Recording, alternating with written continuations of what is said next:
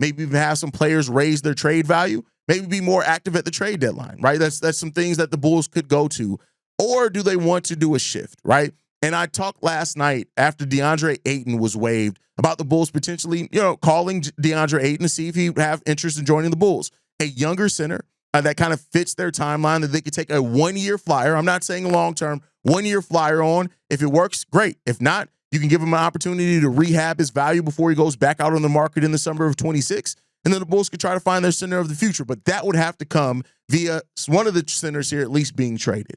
And I don't know if I see that happening, right? But other options that are on the free agent board as far as potential players that the Bulls could sign out in free agency, if it is a center that they're looking after. I've seen a thing that said Clint Capella.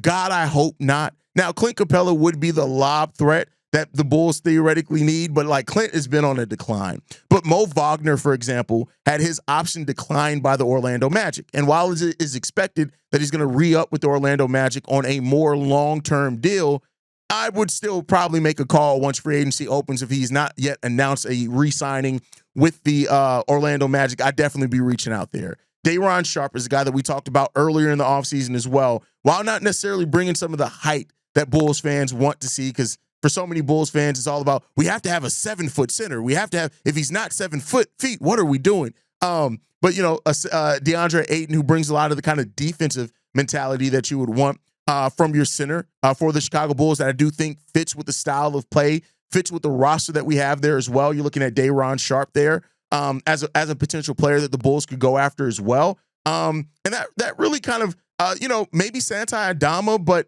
Santi Aldama being 24 years old, but I felt a little iffy on that. I do think he's also probably going to be more expensive, but he is a restricted free agent. The Memphis Grizzlies are probably going to match anything that he gets as well. Jackson Hayes, no.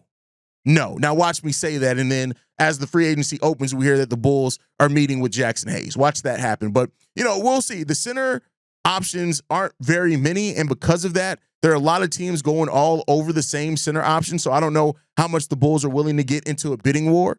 For those that don't know, the Bulls, after re-signing Josh Giddey, they'll have roughly about $36 million, closer to $40 million to play with out below the first tax apron. That gives them the ability to use their full mid-level exception. They have a $17 million trade exception that they can use as well during that time. They have another $3 million trade exception as well. So they have some options. The Bulls, if they want to be more active, and that includes trades with expiring contracts, that includes financial flexibility under the first tax apron. If the Bulls want to be more active, they have the pathway to be there.